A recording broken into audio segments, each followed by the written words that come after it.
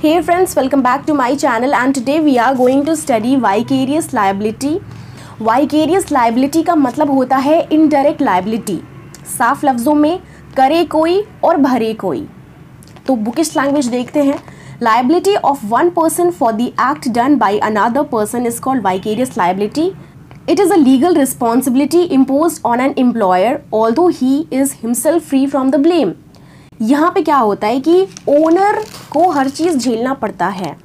ठीक है, जैसे कि मास्टर एंड सर्वेंट का एग्जांपल हम ले लें तो मास्टर क्या है, यहाँ पे अगर सर्वेंट कोई भी गलती करता है तो मास्टर रिस्पॉन्सिबल है. यहाँ पे सर्वेंट रिस्पॉन्सिबल नहीं है किसी चीज़ के लिए, क्योंकि जो सर्वेंट है वो मास्टर के अंडर काम कर रहा है, तो जो भी है वो मास्टर को ही कंपनसेट एंड ऑल जो भी करना पड़ेगा. दूसरा है हमारा पार्टनर्स इन पार्टनरशिप फॉर्म. तो यहाँ पे क्या होता है कि अगर एक पार्टनर ने गलती कर दी तो बाकी पार्टनर को भी झेलना पड़ेगा. फिर है प्रिंसिपल और एजेंट. प्रिंसिपल ही रिस्पॉन्सिबल होता है हर चीज़ में. तो दोस्तों सबसे पहले हम यहाँ पे देखेंगे कि सर्वेंट जो है, जैसे वो क्या है, वो अनरिकॉग्नाइज्ड लेबर है. उसको कोई रिकॉग्नाइज नहीं करेगा कि वो लेबर नहीं. ये क्या होगा कि वो लेबर उस व्यक्ति के अंडर में काम करता है, तो यहाँ पे सर्वेंट को रिकॉग्नाइज नहीं किया जाएगा. यहाँ पे मास्टर को रिकॉग्नाइज किया जाएगा. यहाँ पे मास्टर को रिकॉग्नाइज किया जाएगा. ट्राइन of liability of master and servant जो एक्ट है मास्टर और सर्वेंट का, ये पूरा का पूरा बेस्ड है एक मैक्सिम पे, और उस मैक्सिम का नाम है रिस्पोंडेंट सुपीरियर, जिसका मतलब होता है let the principal be liable. Let the principal be liable, और इसका मैक्सिम का नाम है रिस्पोंडेंट सुपीरियर, मतलब सुपीरियर ही रिस्पॉन्सिबल है. सुपीरियर कौन है यहाँ पे, तो प्रिंसिपल है रिस्पॉन्सिबल. दूसरा मैक्सिम है हमारा qui facit per alium facit per से.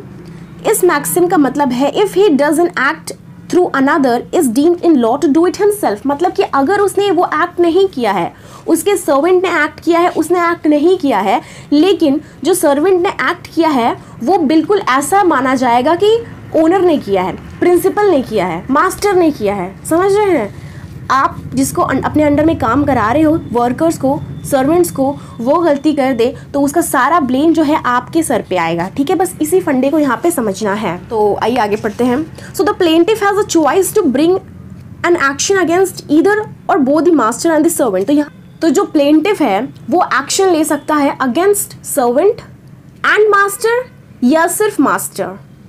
But for master liability the two essentials must be present. लेकिन अगर मास्टर रिस्पॉन्सिबल है तो दो एसेंशियल्स होनी ज़रूरी है. वो एसेंशियल क्या है कि जो टॉर्ट है, जो सिविल रॉन्ग है, was committed by the servant, या तो सर्वेंट ने कमिट किया हो तभी मास्टर लायबल है. और दूसरा बहुत इंपॉर्टेंट है, the servant committed the tort in course of his employment. अपने टाइम के अनुसार, जैसे कि उसका काम है 6 बजे सुबह से लेके 5 बजे शाम तक. ठीक है, तो वो 6 बजे सुबह से लेके 5 बजे शाम तक के बीच में अगर वो कोई सिविल रॉन्ग करता है, वो कोई टॉर्ट करता है, तभी यहाँ पे मास्टर रिस्पॉन्सिबल है. अपने वर्किंग आवर के बाद अगर वो कुछ करता है तो यहाँ पे मास्टर रिस्पॉन्सिबल नहीं होगा. ये बहुत इंपॉर्टेंट चीज़ है, एसेंशियल चीज़ है, इसको समझना बहुत ज़रूरी है. तो अब हम आते हैं दूसरे टॉपिक पे, that is principal and agent.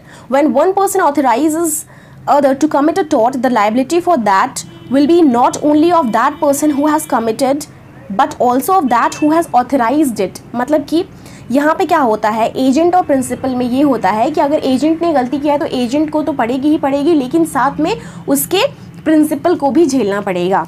तो एक मैक्सिम यहाँ पे भी है, qui facit per alium facit means act of an agent is act of the principal. मतलब कि अगर एजेंट कोई एक्ट करता है तो वो एक्ट जो है वो बिल्कुल सेम टू सेम लगेगा कि वो प्रिंसिपल ने किया है. ठीक है, वो सारा का सारा उसका बोझ और भार जो है, जो गलती है, वो पूरा का पूरा आ जाएगा प्रिंसिपल के ऊपर, और principal is liable here. Okay, तो कुछ केस लॉज है यहाँ पे, इंपॉर्टेंट केस लॉज है जो बुक्स में आपकी भी दी गई होगी. Lloyd versus grace Smith and company में यहाँ पे दोस्तों क्या हुआ कि इस केस में मिसेस लॉयड जो है वो बंगला, अपना कॉटेज खरीदी. वो कॉटेज से उनको मतलब फ़ायदा नहीं हो रहा था, तो उन्होंने सोचा कि ये कॉटेज को बेच दी जाए. जब वो जाती है ग्रेस एंड स्मिथ कंपनी से, तो ग्रेस एंड स्मिथ कंपनी का जो एजेंट होता है वो सारा डॉक्यूमेंट्स में क्या करता है, कुछ तिकड़म लगा देता है, और ऐसा करता है कि मान लो कि मिसेस लॉयड ने एक तरीके से गिफ्ट के तौर पे एजेंट को तोहफा दे दिया हो वो कॉटेज. ओके, अब यहाँ पे मिसेस स्मिथ को जब इस बारे में पता चलता है तो वो सूट फाइल करती है एजेंट के खिलाफ.